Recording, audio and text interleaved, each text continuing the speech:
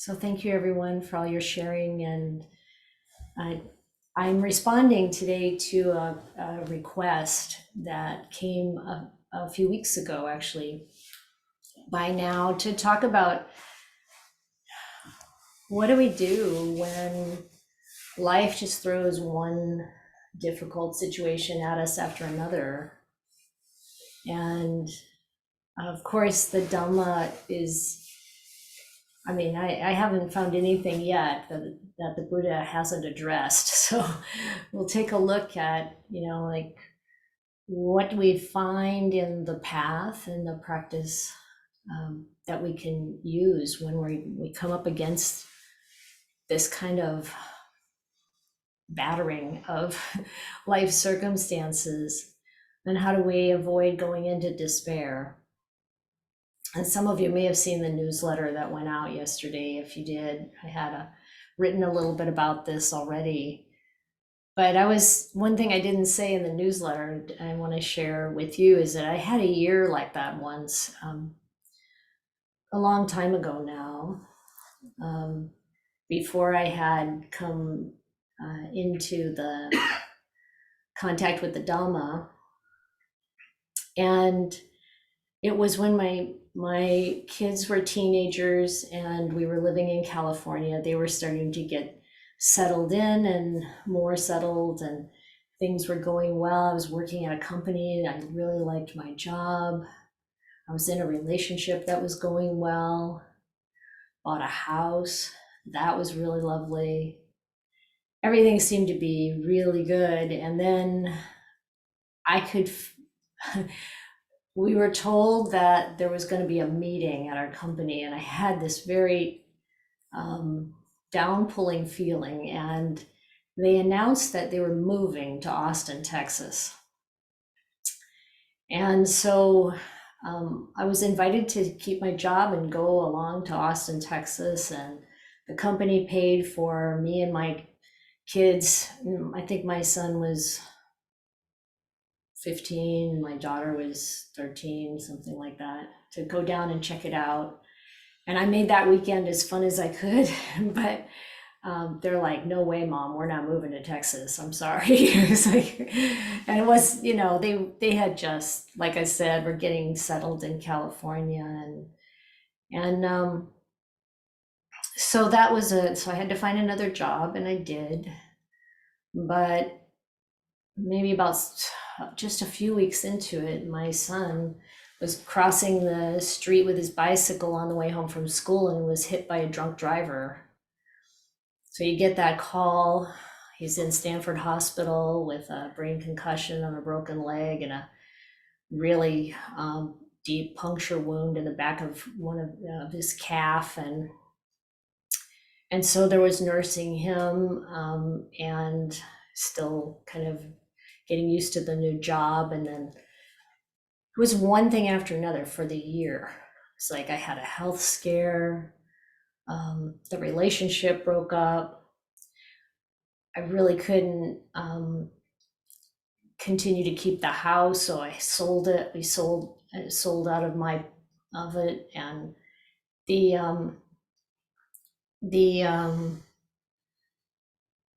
probably one of the toppers was that I broke my collarbone. I think there were a few more things in there. It was just I could see this was like the year of misery. And I went into depression started to set in. And it really was interesting in a way because it felt like catching a cold or something. I just this dark cloud over me, and I can remember saying to someone, I know this is going to end, but I can't feel it. It feels like it's just endless. And so the question is, what happened? Well, fortunately, the depression only lasted for a month or so, and it cleared. And I think a lot of what helped me in that time was friends and family. My parents came out to help when I had the broken collarbone, made everything harder, of course. And the the the fact that I had my kids and I needed to keep going to work and keep dealing with life helped. But now that I understand Dhamma, that I can really see how extremely important the spiritual practice is. How much, not only does it give us safety, but we can build resilience as we practice, so that when life brings on these challenges, we know how to be with them. And it's really, in some sense, people say the whole practice is a preparation for death. It's and actually a preparation for anything that can happen in this life. I realized after I started to really practice in earnest meditation and take on a clarity around moral virtue and all of the different teachings and understanding of reality that the Buddha lays out. How before that I was just kind of holding my breath from one catastrophe to the next, right? It's just like you just hope that nothing bad is going to happen to your kids or to your friends or to yourself or to your livelihood or whatever. But then when you start to really take in what the Buddha teaches, you realize that that's all just part of this reality of what it means to be a human being. That is what comes with human life. And why was it all so much packed in that 1 year? Some kind of karma, some kind of this alignment of the planets. I don't know. It doesn't matter. The main thing is that we have the inner resources and maybe most importantly, the understanding that that's the way this world is and there's something beyond it. And of course, as a I'll just say, daughter of the Buddha, it's not the heaven realm that's beyond it. I mean, he observed and reported on the whole range of worlds and realms, and said that it's all like this. It's all uncertain. It all falls apart. So, if we go through life just kind of hoping that nothing bad happens, we're going to be disappointed it's coming. We have to go through life putting our attention on what's important and really lifts the heart. Kindness, generosity, the calm of the mind, knowing that there's a place that we can go mentally that's peaceful and stable. And we develop the ability to tap into that through our meditation practice, through our practice of mindfulness. So then, when things happen, what often comes up is a sense of calm rather than a sense of despair. And a real experience of the purpose of the practice, a real experience of how true it is what the Buddha said. Like one of the poems we looked at in the Vipallasa series is a long poem by the Bhikkhuni Ambapali, where each verse ends with, and the truth sayer, what he said is really true. Feeling it happen, the aging, the sickness, the death, we get a taste of it. And then how can that be a heavenly messenger for us rather than an avenue to despair? And it's because of the way we see it and because of the practice that we have. Now, one of the things that, in later challenges with the meditation practice, well established, I've learned that sometimes it's not possible to just go sit on a cushion and become quiet, when your daughter's in the hospital. You don't know what's going to happen with her. And that's okay. There even, like there's going to be reactions in the body when we have serious health problems, and that's okay. Our animal system that we are embodying in this lifetime, that this consciousness or our chitta is embodying in this lifetime, that wants to survive. It's gonna freak out when it might not, but something happens and the body's a quiver, but the mind doesn't have to be a quiver.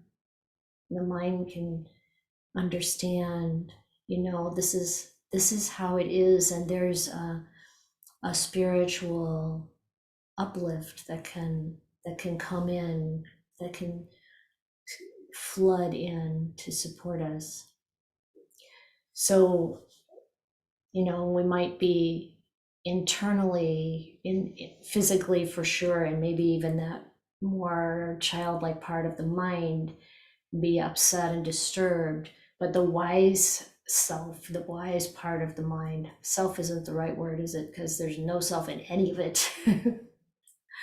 But that aspect of the mind where we're in tune with the Dhamma, that can watch it happen. So of course, when we're in the midst of being triggered or faced with something challenging, then it's the same thing we talk about again and again, being present with those feelings and not feeling bad about any of them, and just being aware of them, not acting out of negativity or negative feelings or fear. The Buddha said, don't act out of greed, hatred, delusion, or fear. Hopefully we can, really kindly, gently, supportively be present with our system when it's in that state. Because all of these things we talk about, all these things we face in life, it's inevitable. It's not like, oh, something bad happened to me, or there was a series of these bad things that happened to me. It was a series of normal things happening to a human being. And what's so amazing is that this practice of generosity, morality, stillness,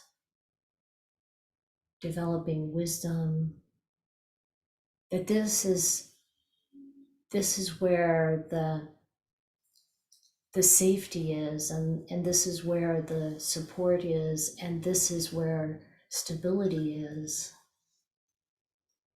And it's really we have to develop the stamina to be able to be present with all that's happening. I was reminded with one of the sharings about something Ajahn Amaro said once. His father was aging and talking about how many of his friends were dying, had died or were dying, and he said, I feel like I'm on the battlefield and they're dropping all around me. And this is life. And it's not, I don't say that with the idea that we just have to like grin and bear it, buck up, carry on, not that, but to appreciate both the fact that we have the resources available to us to be present with all of this mess with love and with wisdom, and that there's a preciousness in its instability. There's a preciousness in the connections we have with each other, the preciousness of the spiritual friendship and being able to come together and talk about what's happening and apply the Dhamma, that we really can help each other. Reaching out to one another when we go through challenges is really valuable. It's not just valuable for the person challenged at the time with some major thing happening, but it's valuable to their friends as well. We can share, as it said in the Ratapala Sutta, we can't share the physical pain, but we can certainly support each other in reflecting on the Dhamma. And that feeling of uplift comes through our whole system. And it's more available the more we practice letting that spiritual energy and knowing flow through us without a crisis happening. So, and that's when, it's like, yes, this is why we practice. And I think I've told this story before, years later, after the year from hell, I guess we could say, years later, with spiritual practice, in hand. My daughter was in a car accident and rushed to Stanford Hospital again. And I was about 45 minutes from there. And so the drive over, fortunately, I wasn't the one driving. I didn't know if she would still be alive when I got there. I didn't know. I had a feeling that, she might be paralyzed or something, and I didn't know. And the words that kept coming through my mind is, this is what the practice is for. And she's okay, by the way. She her back was broken in 2 places, but she didn't need surgery. She was all right eventually. But it's like when we come up against these things, we can really make use of the practice of observing our feelings and being present with them. The practice of separating the mind from the body, separating the mind from the things we assume that we have or we own that are ours. My daughter's not mine. My son is not mine. Yes, I've given a tremendous amount to support them, to bring them into the world and to help them grow up, and still to listen to them and all of that. But that doesn't make any kind of ownership or automatic, like there's something that should come back to me for that or anything. It's just, this is a person, their own person, and they're going through, they're having this experience, and I can be here to help. What's my job now? What can I do to help? When we think of it that way, when we recognize that we can have a kind of unconditional, unlimited love for all beings.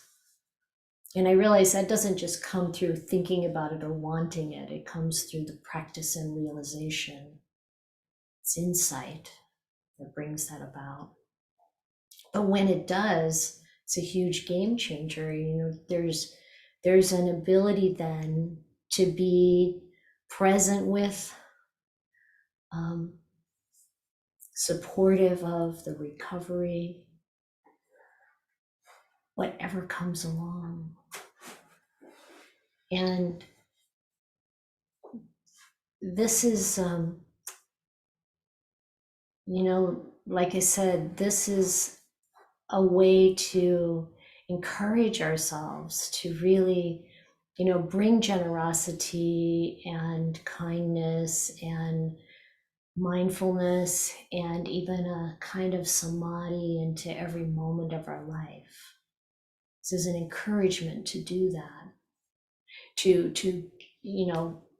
play with it and explore those ideas, and then figure out, like, what is that like? What is it like to have sati, samadhi, and panya all the time? as Ajahn Ganha says we should do. And then, like this is the preparation for everything, for awakening, but every moment on the way to awakening, a kind of resilience. And what's interesting about it too is in those moments when we don't feel at all resilient, we feel like we've been just flattened by a garbage truck or something, it's like we can even see that with wisdom and mindfulness. And it's okay. It's okay to feel like the practice is dried up. It's okay to feel like, I don't know if I can handle this.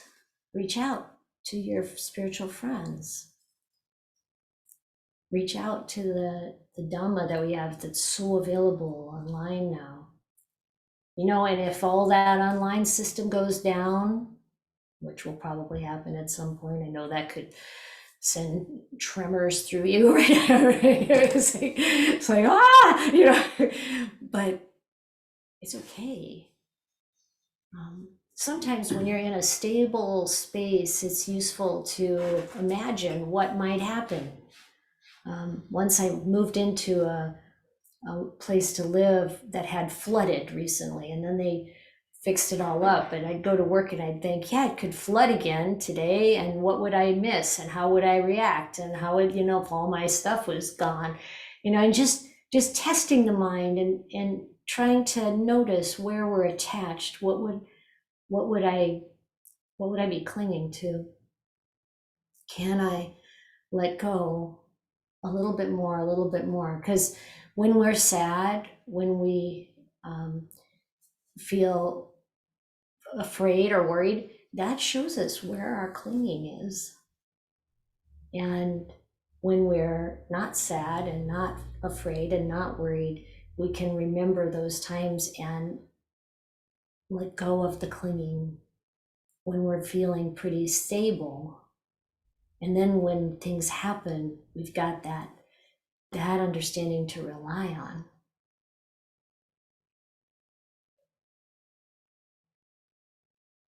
So on a practical level, having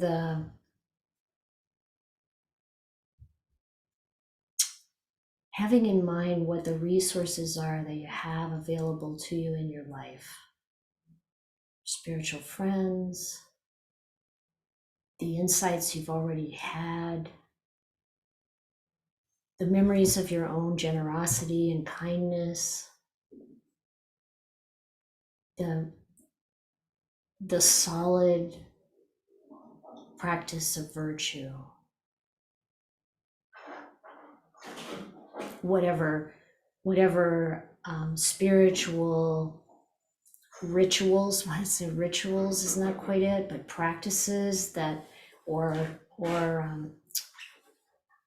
kind of wisdom of the Buddha that you might repeat to yourself, whether it's through chanting or through memorizing something that's uplifting and encouraging in the right direction. All those kinds of things that we make part of our habitual life. All of these things are resources to us when we come to a difficult patch. Keep in mind what's available. And then reach out when something happens. And check on each other. Like when we check in, sometimes it's just the weather report. I figure when it's just the weather report, things are going pretty well. That tells us something too, right? But then when we're checking in, sometimes it's, really deep heart related things. And that's also really good. We all go through it.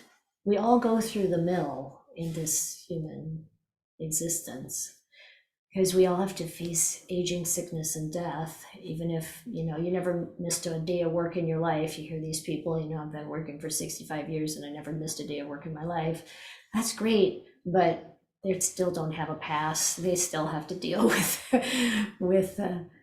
the inevitable aspects of challenge in human life. If we think there's a self here, that owns something, deserves something, has something, is something.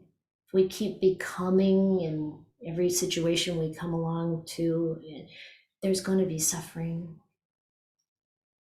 And we can learn to let go of it. And when we feel that that pull, that down pulling, then we can look at where's that clinging.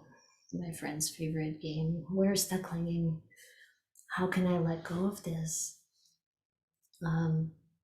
What does it mean to let go? Sometimes we think renunciation is this horrible deprivation thing, but actually, most of what we're letting go of is just what causes us to suffer. We're happy to let go of it once we realize, like, wait a minute, I'm really wanting this person in my life to change, and I keep trying to get them to change, and there's all this struggle, and then, well, what if I just let go of wanting them to change? Where does that leave me? Do I want to be with them? Do I want to be in their life? Do I want to just accept them? Can I just love them anyway? How much time can I spend with them, loving them, and then I got to get away? There's all that.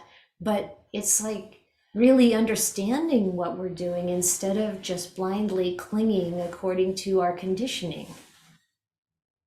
And this is the practice. Mindfulness isn't just about being present and aware when you're eating or whatever you're doing. It's knowing yourself. It's being aware of your feelings. It's being aware of your conditioning. It's understanding the nature of reality, being present with reality as it is. So I hope that's useful, and I'd love to hear from everyone, because when we're faced with specific challenges, then we might need some specific medicine. So thank you.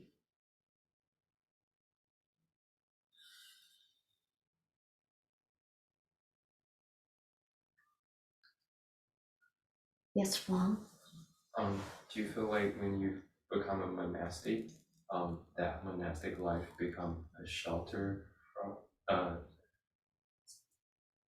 shelter you from some of these challenges of life, so you can focus on the practice? Do you feel that way? Could you hear Huang's question? I know most of you could hear, but for those of you who couldn't, he asked if I feel like when becoming a monastic, that the monastic form provided a shelter and helping you feel protected and safe. Yeah, so that you can. So you can really practice. I mean, certainly that's what it's designed for. So there's a certain amount of that. And what is it that makes the difference between, what is it that creates that? Well, you have the Vinaya, so you have, very clear guidelines about how you behave and how you interact with each other. And so that's very helpful. You've got so many rules that are very minor that, when some tendency towards doing something wrong gets started, you nip it in the bud right away, really early. So there's that whole container, living in community where everyone's got the same aim, and you can help each other see what you're doing out of your conditioning that you're not aware of. All of that is very helpful, but it's not magic. It's not like you get ordained and then suddenly it's easier. It can be really hard. It can be a real crucible, a real kind of grinding. A lot of times people will compare it to, rocks in a tumbler, like you put rocks into a tumbler and then they grind against each other, and all the rough edges get smoothed off. It's like a pressure cooker. Like a pressure cooker. Yeah. It cooks faster, but it's a lot of pressure. Yeah. So I feel like the distinction in lay life, you have to create that more yourself, and finding other friends, spiritual friends. I know some of the people who come to KBV have someone else that they talk to on a regular basis in the community, that they're kind of supporting each other. And there was just a note in the chat asking if there is a mechanism for that. We've been thinking about a couple of possibilities around that, which we haven't implemented yet. But I mean, it's something that we're interested in, having more ideas about how to help you connect to each other. So in lay life, I think it's important to, I mean, all of the path, the Noble Eightfold Path is the container. And we have to look at how do we implement that in our life. The right speech, right action, right livelihood, like the meditation practice, the development of wisdom. And the development of wisdom, of course, you have to have the sila and the samadhi for it to happen. But it also is extremely helpful to have other people on the same path. So, and I think my answer is it helps, but it still takes a lot of personal work. Virginia?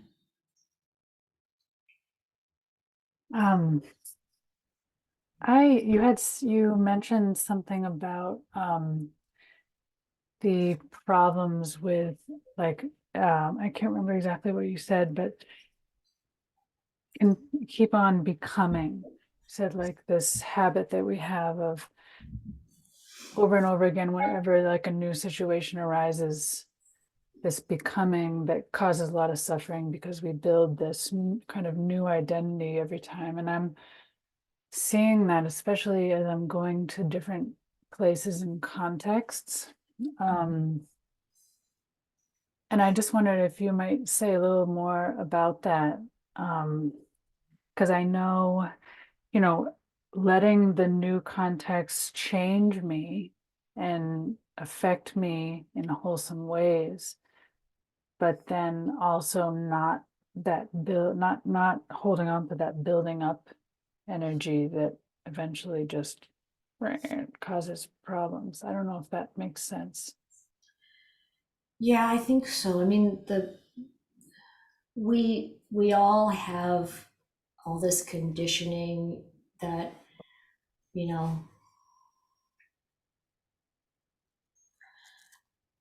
it helps us form our way of looking at the world, our perceptions, and our sense of self. And we are acting in a certain way, we have this idea of where we are positioned sort of in the world, in society, relative to other people, relative to all different kinds of circumstances. And when we're looking at things from our own personal perspective, and what we want to try to do is see from the other perspectives too, and start to recognize the blind spots we have, and the way we think, like I'm better or I'm worse or I'm the same or all that, like the Buddha said, anytime we think like that, we're far from the Dhamma. Because to really accept that this is just a process here. It's not like me and my practice, when we're so concerned about ourselves and concerned about having things the way we want them to be. A lot of times people go into new situations and they're just coming with all of their own, like, I'm like this and I want the situation to like shape up to suit me, kind of thing. And like, I want to let other people know how I am and what I need or whatever. It's like all of this stuff is so much from the sense of self. And to really develop humility, to really develop the ability to not pigeonhole other people into our stereotypes and perceptions, and for us to kind of break down that whole formation that we have, that this idea of who we are. And you might say, well, that's psychologically destabilizing, but it's not if we really have the Dhamma solid. We're not, what we are developing here is this incredible love of morality and virtue, not ever wanting to do anything against the precepts, this incredible love and compassion and joy in the practice, and joy in seeing goodness wherever we find it, and the equanimity around all of the ups and downs of the world, in our own mind, in our own life, and in the world everywhere. This is what we're developing, and it's all process. So constantly reminding ourselves when we are suffering, it's because we are looking at this in a wrong way. We think that the self is being threatened or damaged or degraded, and what is that thing? Like I said, you wanted somebody in your life to change. You want them to be different so you can be okay with them. What if they just stay like that and you just, do what makes sense with loving them, listening to them, entering their reality when you're with them, and then walking away when, it's like abusive or whatever. It's like the Buddha said, don't spend time with people doing foolish things. So it's not like you make those decisions based on what's wholesome and unwholesome, and you make the decisions based on what's wholesome and unwholesome in the way we think and the way we speak and the way we act, and not about being somebody or wanting to gain something. And this is huge work, letting go of who we think we are. And it's a big relief for ourselves and probably the people around us too.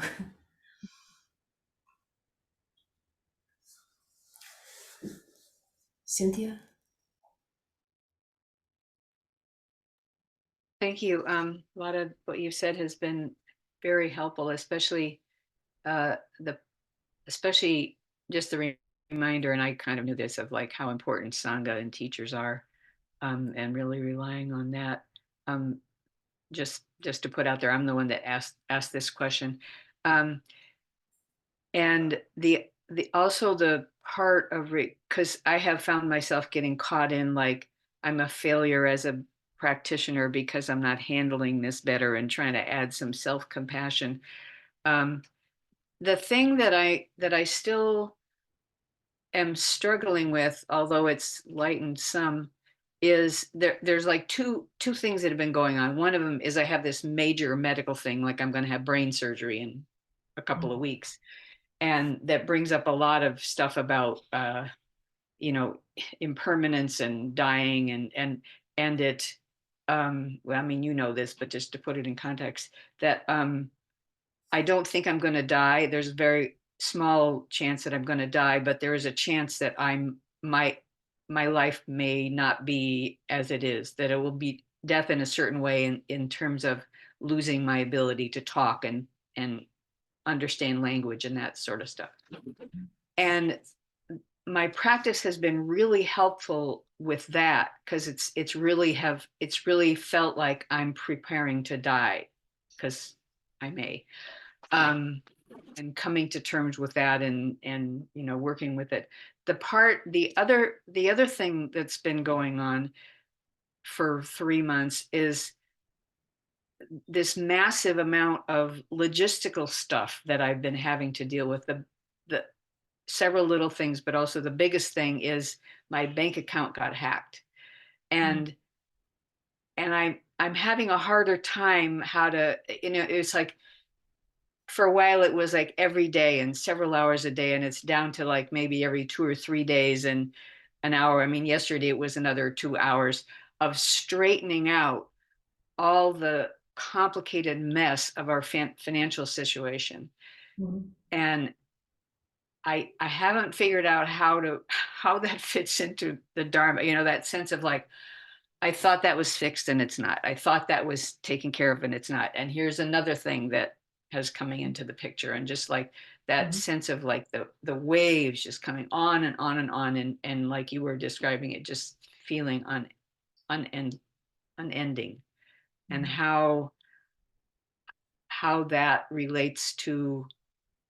And I've been reading the Mahamangala Sutta every day, and it's helpful, but it's not somehow helping with my bank account problems. Yeah. So you could say something more about that. Okay, so you got to think of things like this as just management issues. All it Mhm. needs is to be properly managed. That may sound a little too glib, but it's not, because like you said, you just have to sit down and you do this and you do that and you do that and you do that. There are steps you need to take. It takes as long as it takes. The trouble is the mind. Mhm. This shouldn't be happening to me. This shouldn't be happening. This should be easier. This is too, like I thought that was done. And almost every project takes longer and is more involved than you anticipate it's ever going to be. How many trips to the hardware store do you have to do to fix a toilet? This is life. 4, I see Phil, 4 trips. It's like, this is the way life is. So when we come up against this and we start to feel fatigued, we need to remind ourselves, hey, look, I can do this. This is patient endurance. This is helping me build my patience muscles. It's just management. I just have to manage this properly. It's just one thing after another that I have to take care of in life. Life is like this the whole time. When you used to work, that's all you did was one problem after another you're solving, one task after another that you're taking care of. This is no different. The problem is the way we think about it. And the reason it's the problem, the reason it's the way we think about it. It's like that story where you've probably all heard the monks at Wat Pah Pong, Ajahn Chah, they did this big building project and he had them move this big pile of dirt in one place, and then he went away and they had them move the dirt back and forth. The problem for the guys who were out there shoveling and hauling the wheelbarrows back and forth wasn't that they had to shovel and haul the wheelbarrows back and forth. It was like the grumbling of, why do we have to move this pile of dirt again? Why do we have to move this pile of dirt again? And then the realization, like, if I can't be out there shoveling all day and be happy, what's wrong with me? So we have to watch our thinking. I'm so glad this came up because it's something that I didn't really say. It's like our thinking is what takes us down. This shouldn't be happening to me. This should be easier. I thought that was done. Why is this back again? Same thing when we have an emotional reaction to something. If we just deal with the feeling, it's not that big a deal. There's all that morass of thought that we wrap around it. And then we feel burdened, but the actual task is not so hard. So you have to call upon a few things. One is that any bank account can get hacked. Any wealth, no matter how well you've tried to protect it, can be lost. In fact, anything. The Buddha's like, anything that's subject to aging will age. Anything that's subject to sickness can get sick. Anything subject to death, well, we know what's going to happen there. Every time you said I could die, it was like, yeah, you're going to die, Cynthia, at some point. We're going to die at some point. We want to keep pushing it off, but it's okay. There's nothing wrong with dying. It's completely all right. Yeah. Actually, quite completely safe. I know that's like, but then we have to look at the bigger picture. There's another chapter to the story.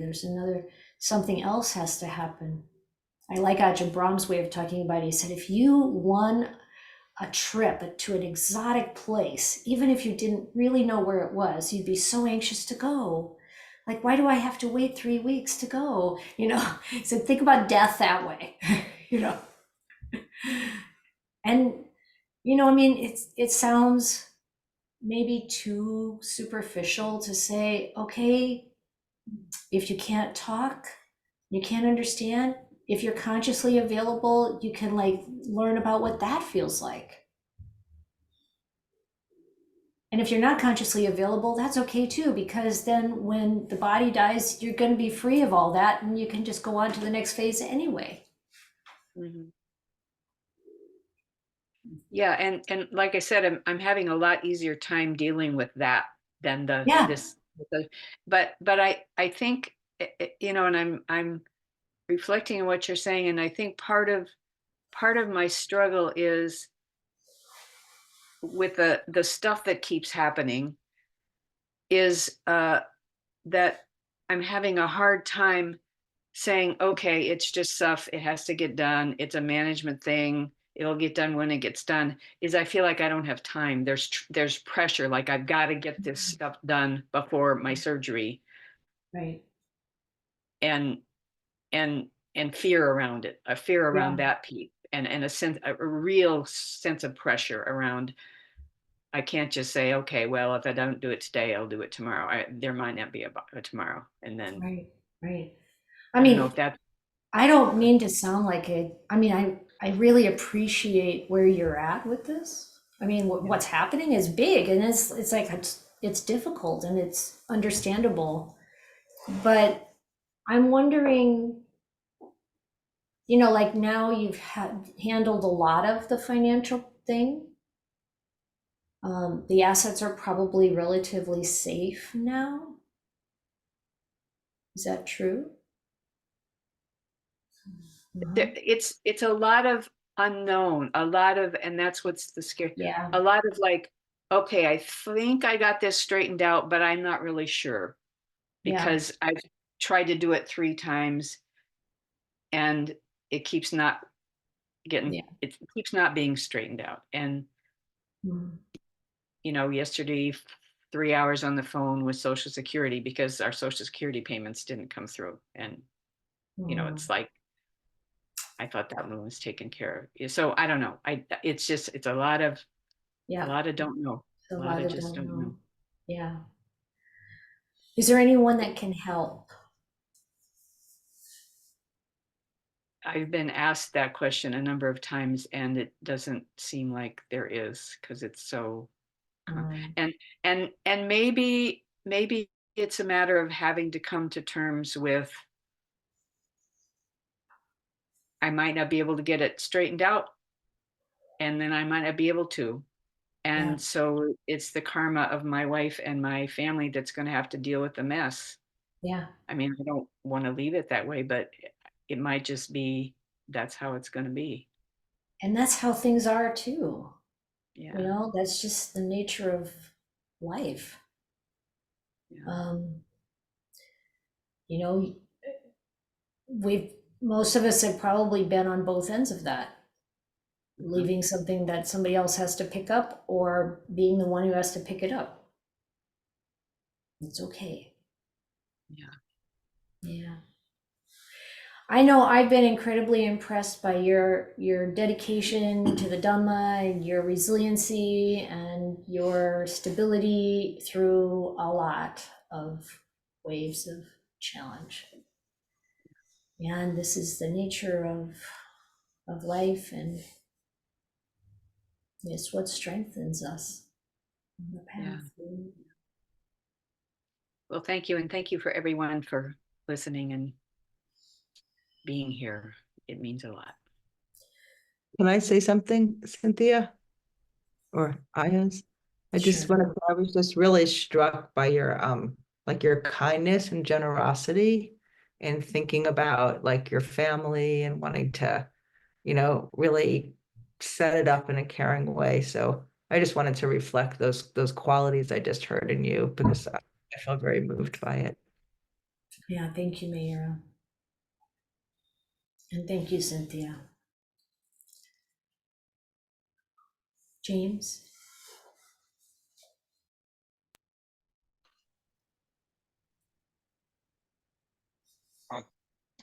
Um, I suppose I just want to say about so I've had a few spells of somewhat debilitating anxiety in recent years, sometimes days, sometimes lasting weeks. Mm. And I had one last year that lasted a few days, and it's like the first one I'd had since I've been practicing, already practicing properly.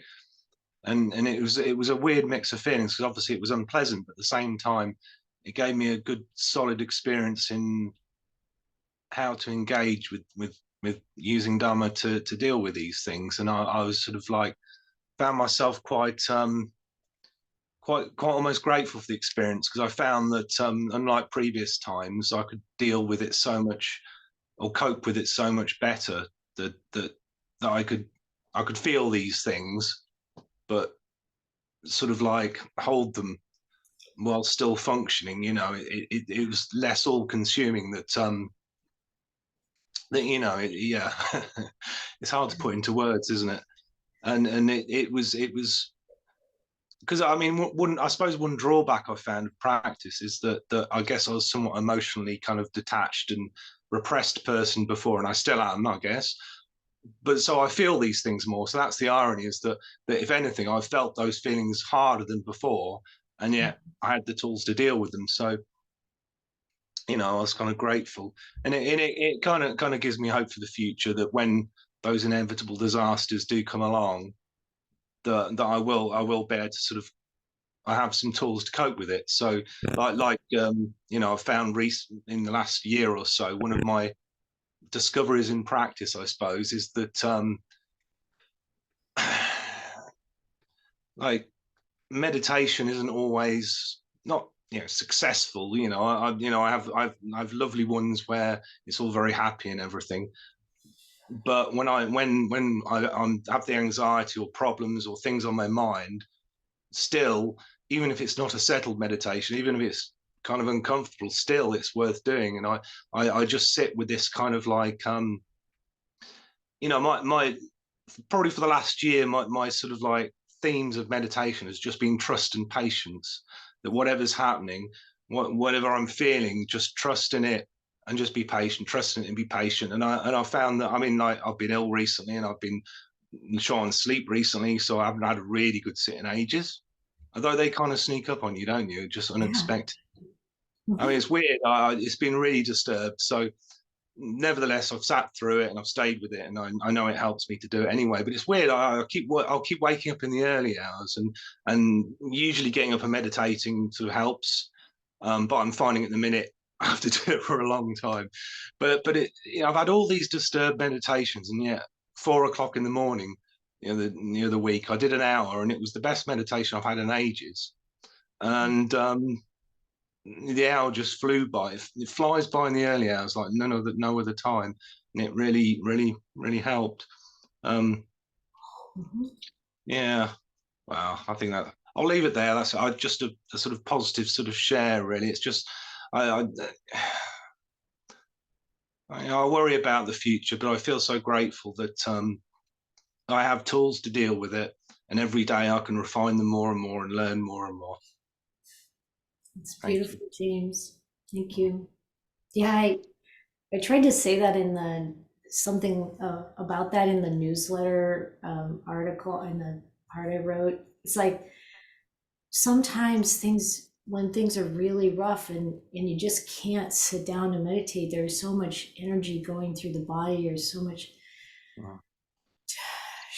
shaking or whatever it is, and then all of a sudden, like the meditation will just hit you. Like, I sat down on the couch. This was when my daughter had just come home from the hospital after the accident.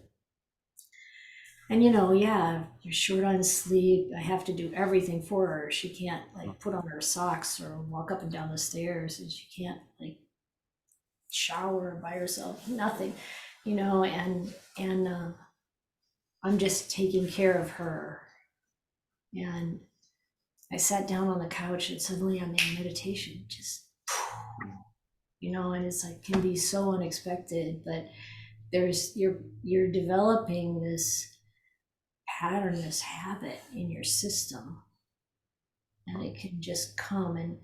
And I've learned not to worry about whether the sit itself is good, bad, or indifferent. Like you said, just do it, um, and be present, and bring as much caring attention to the moment, whatever you're doing, as you can. There's a real meditation in taking care of someone else.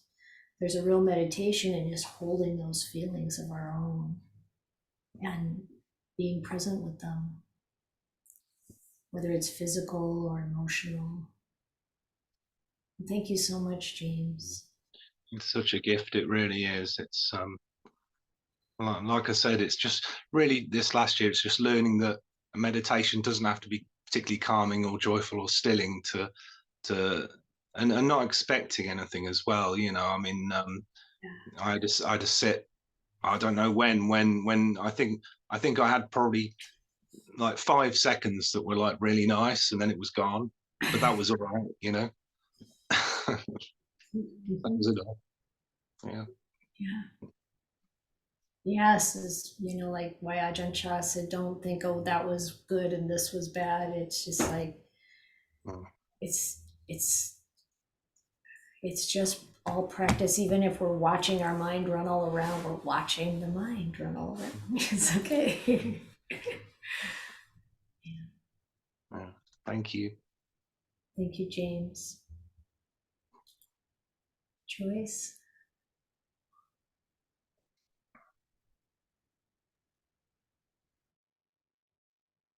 Ooh, it's hard to share after that. I find words. But first, I want to just say how much I'm empathizing with Cynthia, feeling compassion for the situation of having that upcoming surgery. It's unknown. And then the technical issues. It reminds me of when I came back from a meditation retreat. I found out the doctor had scheduled an MRI, an appointment with an oncologist surgeon. Wow, it just really shook my life. So, wow. So I'm just really wishing well. So I hope this isn't going to come across as kind of dry, but I've just been exploring something that I've always had a lot of curiosity about. And that's kind of like the senses and the aggregates. It's something you said, Ayya, when you said, say you want a friend to change, let go of that desire. And somehow that really clicks something for me, because the mind is listed as one of the sense spaces. It's kind of like the eye or the ear. It's completely impassive. It's completely receiving its objects, and the objects are the thoughts. But the difference is that thoughts we personalize. I mean, it's our thoughts, our anxiety, our whatever. And I'm just trying to explore like how to deal with that, because the mind is just sitting there receiving the objects, and yet we're getting all upset about it. I mean, how do we? Yeah, I think Joyce, the way is to cultivate and develop that aspect of the mind that knows. Or we might think in terms of the way the Thai forest masters talk about it. There is the knowing, and when we're really tuned into the knowing, then we see the thoughts as just like we would see the feelings as something kind of outside of ourselves that we can observe. And when we recognize that there are two, now like this is not related to the sutta, the two kinds of thoughts where the Buddha talked about wholesome and the unwholesome, but this is about the thoughts that just pop into the mind. Those are from old karma. That's from the past. It's from something old, and it's like when you dream at night, you don't have any control. Well, some times people have lucid dreaming. They can like write the story, but it's like when thoughts pop into the mind. This is from the old stuff, and we want to notice that we don't ask for that. We don't own that. But when we give energy to it and we keep thinking, along the same line, some negative idea comes and we keep thinking about it. That's the part where we're creating new karma. And we're developing more of that same stuff. And then that's going to come back later. So the Buddha said that our verbal karma comes back verbally, our physical karma comes back physically, and our mental karma comes back mentally. And what we're doing with the mind, knowing that distinction, observing our thoughts from a position of wisdom, of that knowing, of Dhamma, that's what makes the difference. That's how you handle it. That's how you work with it. And then you see this sense of self. Sense of self arises when we're doing all that thinking, especially like, this shouldn't be happening to me, this is wrong, some kind of judging, negativity, fault finding, or even the good stuff, the same thing, you know, we can get attached to the pleasure, the kind of compliments or whatever praise, whatever we like or dislike. And it's the same. You just step back, let the lens or the knowing, the awareness be what really is where you put your confidence and your attention, you know, from that perspective. Did you have a question in there, Joyce, besides what I just said?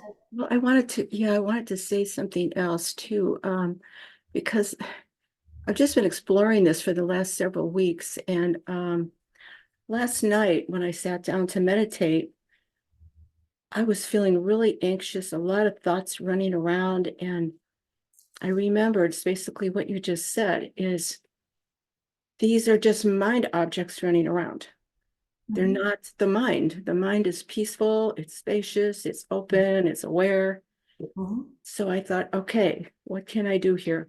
Just trying to drop back. And I was doing what you're explaining, and it was so powerful. It didn't happen instantly, but I just sat with watching it, and it started to dissipate. And I ended up becoming actually quite calm, despite all that had just happened. It stimulated those thoughts and feelings, emotions. That's a very interesting time, and for sure, when we see that, you know, the way we direct the mind affects the whole emotional experience that we're having. That calm can settle in. I think I never really realized before that I could actually use the mind. And I mean, I've heard it, of course, and to actually direct it to do something different than what it's doing. I always felt kind of at the effect of the mind. And it was just really, really an interesting shift that I definitely plan to explore more because it was so powerful. Yeah, that's good. So thank you. Yeah, thank you, Joyce.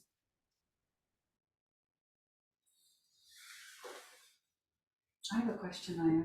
Yes. Thank you.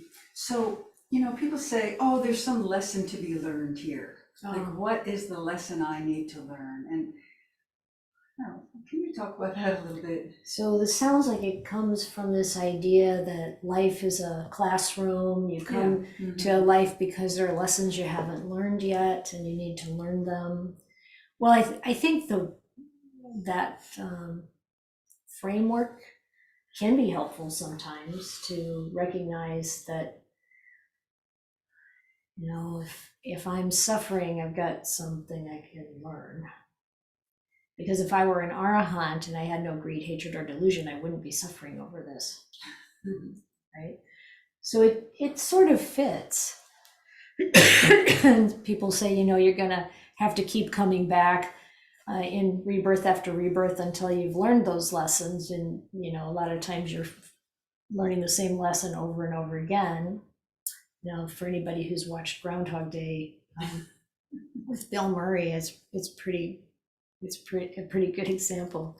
But another way, it's another way of I believe it's another way of seeing the Buddha's, you know, Four Noble Truths and what he says about suffering. You know, like there's, and it's not just suffering, dukkha. Dukkha has the whole range, of the ways in which we are negatively experiencing reality. And, to say that when something happens and we feel dukkha or we experience dukkha, that's just our perception, or we need to change the way we're thinking. Yeah, that we can say that, but that's not the only thing that's happening. Like what we really are recognizing is that we have wrong view. And what would be right view in this case? And how do we develop right view? So relative to our own body, or the bodies of others, or any form in this that we can see or touch. And we look at the physical components of the body, and we see that we gradually recognize that this doesn't belong to us and it's not self. The reason it can fall apart is because it's part of this nature, it's part of the world, it belongs to nature, it doesn't belong to a self. And that it's going to fall apart. And so that contemplation again and again and again helps us to, when you say, learn the lesson. And then, I know people who they get a diagnosis that says, you don't have much longer to live. And my friend Ayya, we ordained as bhikkhunis together, and she got, she was coughing. She had some discomfort in her chest, and she was wondering, like, how long is this going to last? When's this cold going to end? And she had all these plans of she was going to go somewhere for the Vasa and all this, and then they found out she had 4th stage lung cancer. It wasn't going to be very long before she wasn't. Well, her trip was more exotic than that. Going to be more exotic than that. And she was amazing. She did all that she could do to arrange things so that her care and her passing wouldn't be a burden on the other Sangha members, as trying to take care of things as much as possible. And she was really focused on the Dhamma. And it's like, when we've looked at this again and again and again, and some insight arises that this isn't me. This is just a vehicle. It's, this, like, I'm gonna shed this body, and if I understand everything by then, I don't have to pick up another one. Which is what the Buddha says, like, don't pick up another one. Don't go through this again. How many lifetimes do you want to go through this? What a pain, like, anyway. But if I haven't gotten to that place and I still want another body, then I'll have to pick up another one and go through this again. And, to just realize that, and when that time comes, which it comes to everyone, it's like, okay, now it's time for this. Now it's time to let go of the body. Now it's time to move on to a different situation. Or now it's time to realize the truth and let it all go still.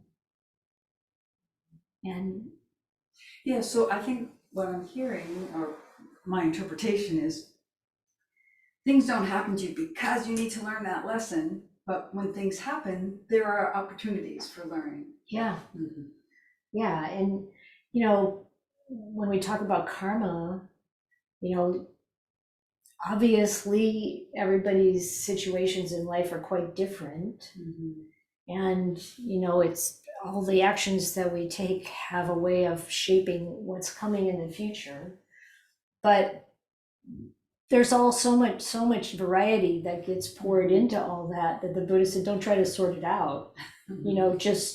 Just be ready to receive and work with what's here now. So yeah, if it helps us to handle things better, to think this is a lesson that I should learn, great. Mm-hmm. But really, That's not the only thing. we just, Yeah. It's just there. Yeah. And the idea from the Buddha's perspective, it's not like, oh, keep learning until you've learned it all. No, it's wake up and then don't have to come back. Mhm. You know. Yeah, you're welcome. We live in a very interesting time where so many different perceptions and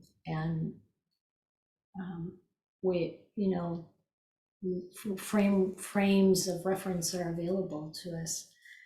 And so it's important not to get too lost in them and take it down to the practical level of what you experience. It's through direct experience that we awaken.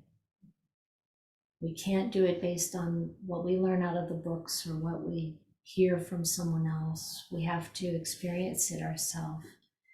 And all of the things that happen to us, all of the things that we move through in this life can be used for that purpose of waking up. So that's what we want to do and help each other to do. So thank you all.